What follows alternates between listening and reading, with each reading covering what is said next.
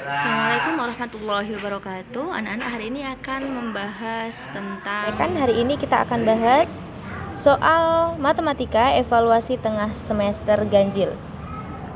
Mulai dari yang nomor 1. Berikut yang termasuk pecahan biasa murni adalah, masih ingat pecahan biasa murni? Adalah pecahan yang nilai pembilangnya lebih kecil daripada penyebutnya. Di sini sudah jelas sekali. Yang A yang pembilangnya lebih besar, yang C pembilangnya lebih besar, D pembilangnya lebih besar. Maka yang pembilangnya lebih kecil adalah yang B.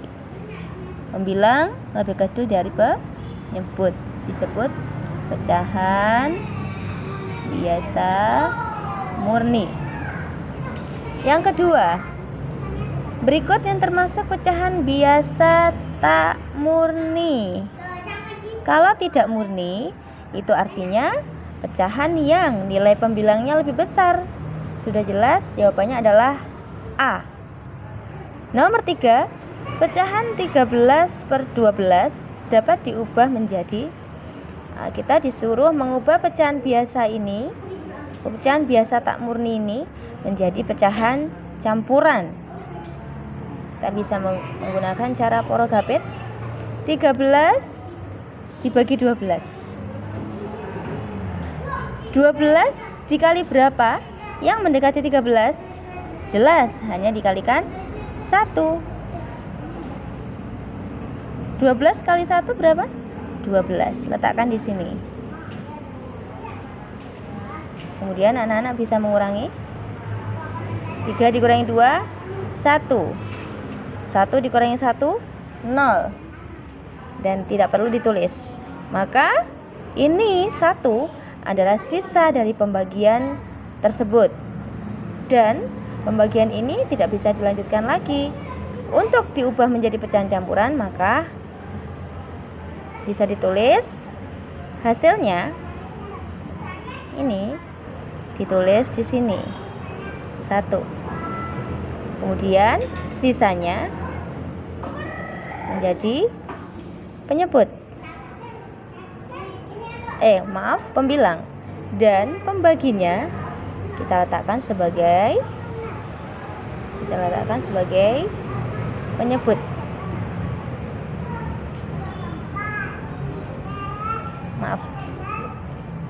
Ya.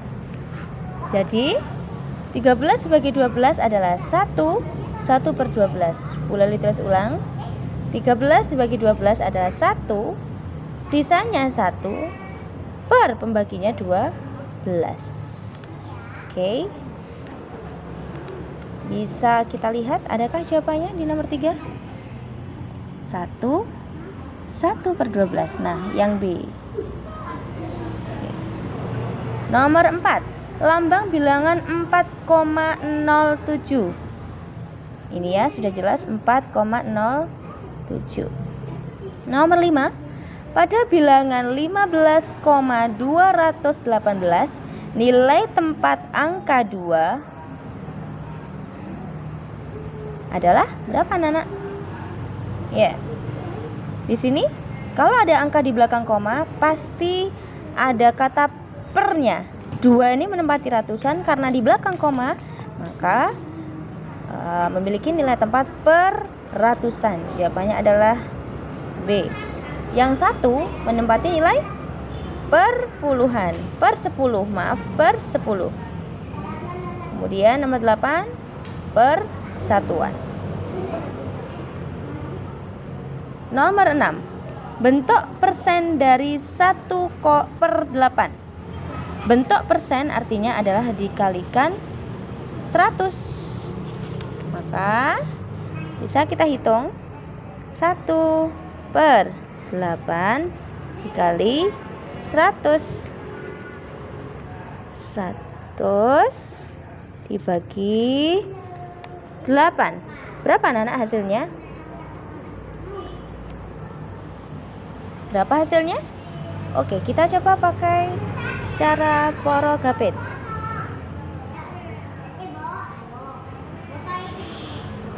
1 dibagi 8 tidak bisa, karena kecil dibagi besar jelas tidak bisa.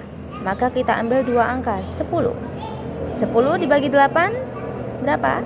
1. Karena 1 kali 8 mendekati 10, hasilnya 8. Letakkan di bawah angka 10.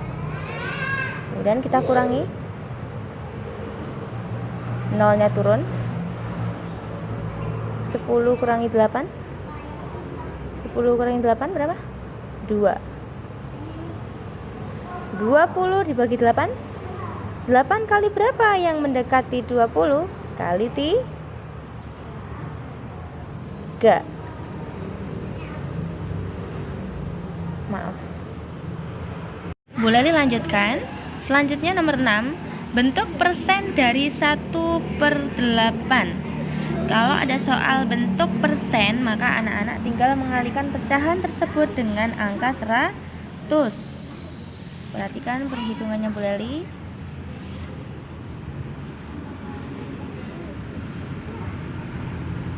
Satu per 8 dikalikan 100. Ini sama artinya dengan 1/8 dikalikan 100 per 1. Maka hasilnya adalah 100 per 8. Di pilihan ada beberapa jawaban bentuk desimal, maka kita harus menghitung 100 dibagi 8 berapa menggunakan cara porogapit.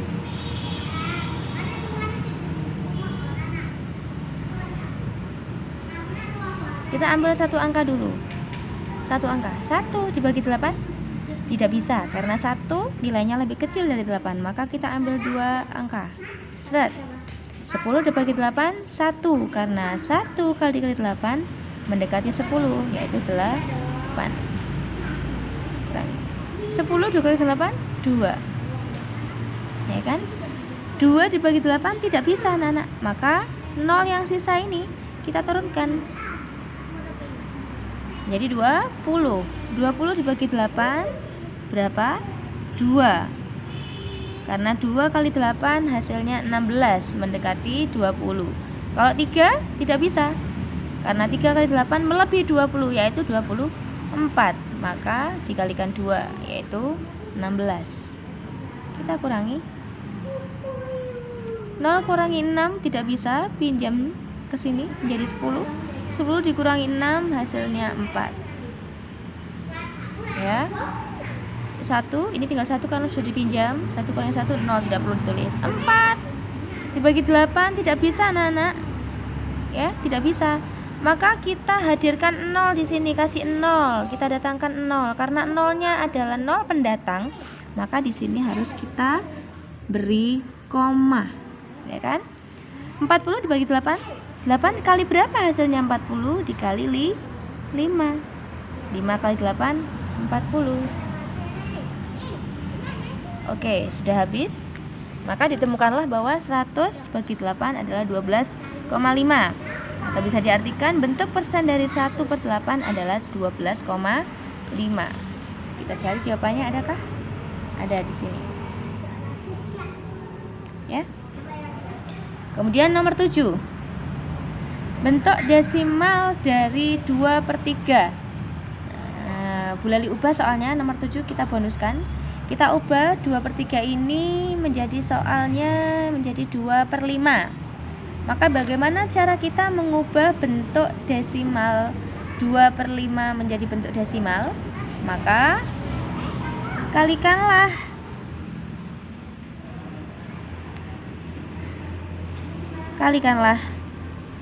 penyebut menjadi 10, 100, dan seterusnya. Asalkan penyebutnya harus dirubah menjadi bentuk 10, ya kan? Kita coba ubah menjadi 10. Maka 5 kali di berapa? 5 kali berapa? Ada 10 kali 2. Maka yang atas juga dikali 2.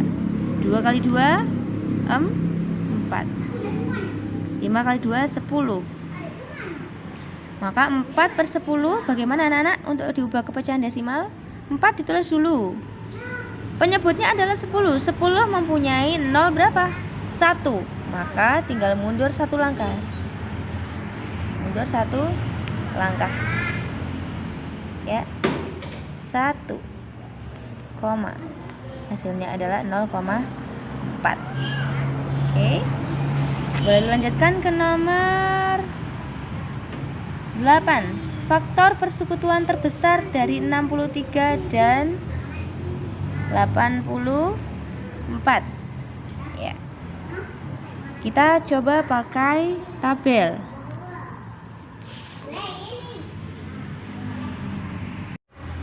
Selanjutnya adalah soal nomor 8.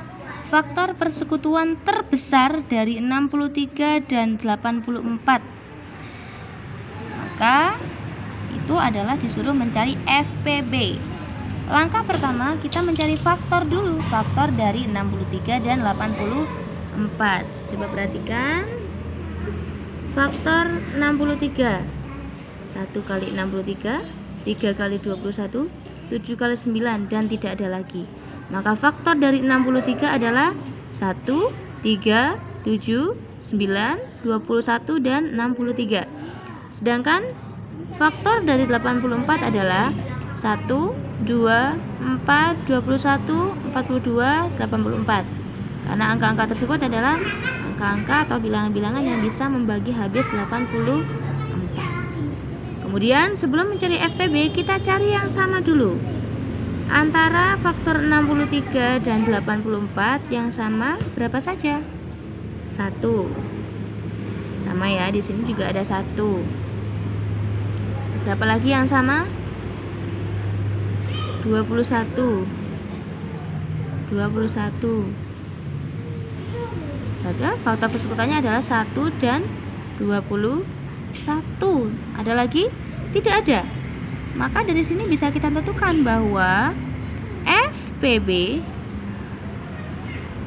FPB-nya atau faktor persekutuan terbesar dari 63 dan 84 adalah 21.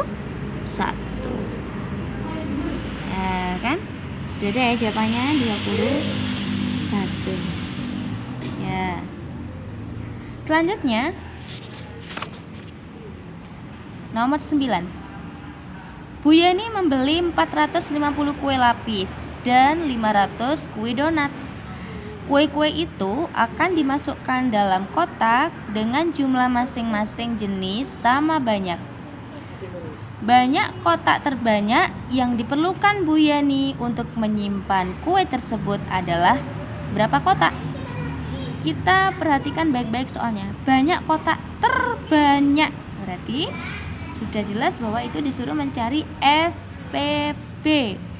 Maka kembali kita cari FPB dari 450 dan 500. Cara yang lebih mudah ketika bilangannya ratusan atau bilangannya besar, kita bisa pakai pohon faktor. Silakan perhatikan. Yang pertama kita cari faktor dari 450. Ya. Kalau pakai pohon faktor, kita bagi bilangan tersebut dengan bilangan prima mulai 2. Berapa? 225. Kemudian kita bagi 2 lagi, bisa nggak? Nggak bisa ya, kita bagi 5. Berapa bagi 5? 45. Kemudian bagi 3 nggak bisa, bagi 5 bilangan prima. Hasilnya 9. Kita bagi 3, hasilnya 3. Maka kemudian kita tulis dalam bentuk faktorisasi prima. Yang boleh lingkari ini adalah faktor prima dari 450. Ketika kita tulis dalam bentuk faktorisasi prima adalah 2, bentuk perkaliannya kali berapa? 5 kali 3. 2-nya ada 1 berarti pangkat 1. 2-nya ada 2 berarti pangkat 2. 3-nya ada 2 berarti pangkat 2. Selanjutnya kita cari yang 500. Nah, coba di sini ya. 500. Kita bagi 2. 250. Kita bagi 2. 125. Kita bagi 5. Berapa?